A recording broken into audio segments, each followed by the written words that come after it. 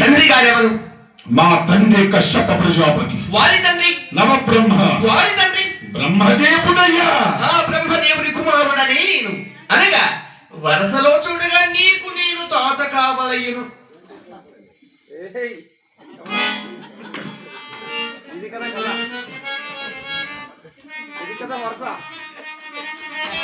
ఏమంటివి?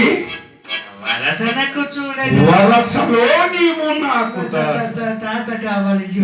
నారదా, ఏమో అనుమానంగా ఉంది. ఎందుకు? నా తానవ కులములో నా తానవులంటే తెలుసు కదా. నిజమే.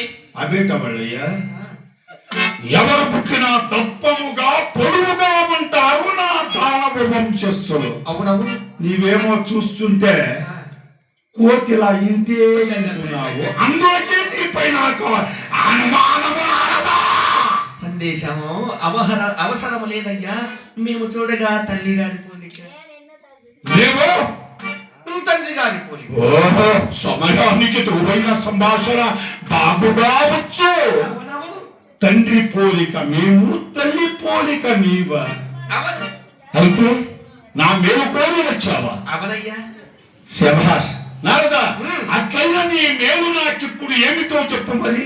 ఏమిటి అనగా, హరిని నీవు నిజముగా జయించవలనన్న ఈ విదంపుల చేత కాదు, బలము చేత సాధించలేనిది తెలివి చేత యుక్తి చేత ఏది ఏమైనను కానీ సాధించవచ్చు. ఏ నారదా, శక్తి చేత సాధింపలేనిది యుక్తి చేత సాధింపవచ్చునంటివే. నిజము కదా. యుక్తి అనగా ఏంటిది? భక్తి. అయ్యో, భక్తే కాదే మాకు. భక్తి అంటే తపశక్తి.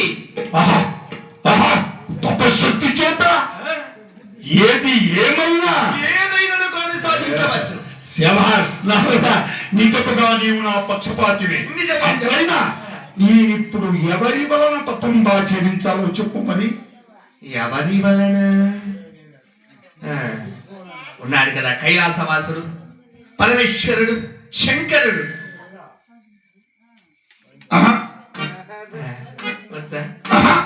పక్కలేదయ్యో, పరమేశ్వరుడు ప్రళయనాట్యధారి. ఎప్పుడు చూడగా ఢమరకం వాయిస్తూ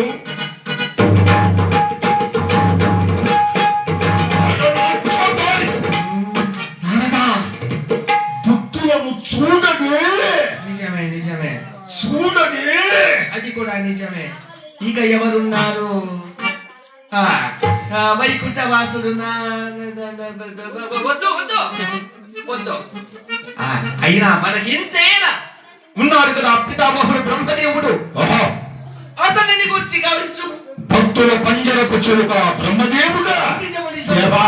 నారద, బ్రహ్మదేవుని గురించి తప్పంగా చరించిన నేనక్కడ కోరవలసిన వరమేమో చెప్పు మరి. వరము అమరత్వము, అజయత్వము. అజయత్వము,